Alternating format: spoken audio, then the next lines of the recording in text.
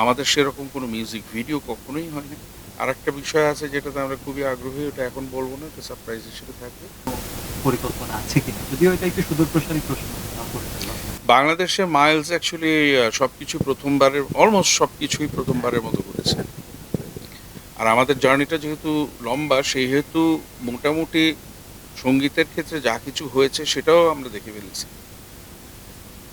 এখন এই যে যেমন আমাদের অস্ট্রেলিয়ান ট্যুর আছে, অক্টোবরের 22 তারিখ থেকে শুরু হবে 1 মাসের জন্য। এটা নাথিং নিউ, বিকজ আমরা ট্যুরও, ফরেন ট্যুরগুলো করছি অ্যাজ আই থিঙ্ক বাংলাদেশ প্রথম ব্যান্ড হিসেবে বহু বছর। একমাত্র স্মার্ট সিটি বসুন্ধরা, আধুনিকতায় এক ধাপ এগিয়ে। ওয়ার্ল্ড ট্যুর মাইলসের জন্য নতুন কিছু। নতুন কিছু, we have done I think more than near about 200 shows খালি অ্যাব্রড।